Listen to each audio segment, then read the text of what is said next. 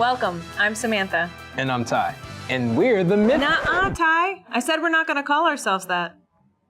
All right, well, our mission today is to let you know what happens when you're called in for a routine drug test. We will uncover everything that you need to know so there won't be any surprises. Except for when you're called in for a routine drug test. I mean, that's always gonna be a surprise. We're here with CS2 Luzadas, who is Assistant Urinalysis Program Coordinator here in Bethesda, Maryland.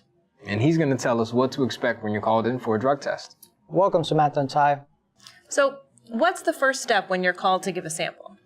Before testing begins, we discuss our roles and responsibilities.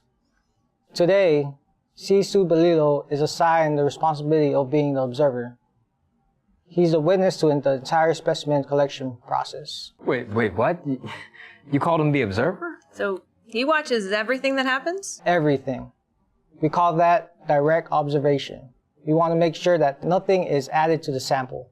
I heard there are commercial products that could help someone, how can I say this? Submit a sample that's not their own? Exactly. That's why direct observation is necessary.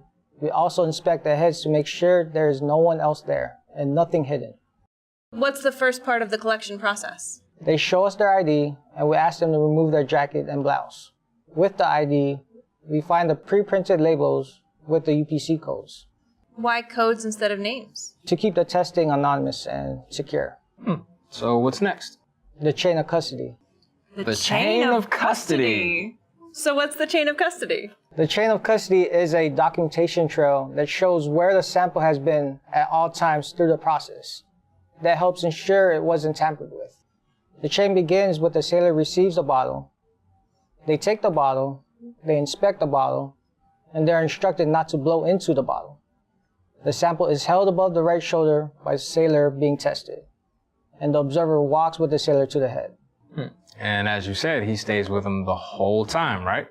Correct. The observer maintains visual contact with the sample the whole time and must observe urine actually leave the body. So tell us, what drugs does the lab test for? We test for marijuana, cocaine, amphetamine, benzodiazepines, synthetic designer drugs, heroin, and other opioids. So would that include things like ecstasy, spice, oxy, and crystal meth? Yes, those are the street names. And what about alcohol or other prescription medications? We don't test for alcohol, but the test includes some prescription medication and can cause positive results. And the testers would know that a drug had been prescribed by checking the lab's computer system prescription database. Exactly. And if there is a valid prescription, the positive isn't reported, right? Right. That's why it's so important that sailors make sure that their prescriptions are on file with their Navy medical records. And any drug was prescribed outside of the military treatment facility must be reported to the medical within 10 days. If it is not reported, a positive drug test will be reported to the command and could jeopardize the sailor's career. I understand that drug testing is random and that everyone is responsible for providing an annual sample. Yes, anyone who hasn't been tested by the end of the fiscal year will be called in. So it's like a lottery where everyone wins. Hi. The stakes are high. Drugs can compromise the safety of everyone, not to mention they can derail a promising career. And that's why understanding the drug testing process is so important. So, after the sample is collected, what's next? He sets the sample down and I ask him, "Is this your sample?" And he answers in the affirmative. So has anyone ever answered no? When finished, the sailor must retain custody of the sample the entire time, and I verify that the observer did indeed observe the urine leaving the body. I then ask one more time to verify the information is correct, and the observer signs the ledger. Now, earlier we mentioned prescription drugs. So is this when you ask if he's taking prescription drugs? Yes. It's then indicated on the sign-in sheet with the SMR, which stands for C medical record. The sailor initials the bottle labels too. Now, we see that you seal the bottle with a tamper-proof red tape in front of the sailor. We do. This tape ensures that urine samples cannot be tampered with.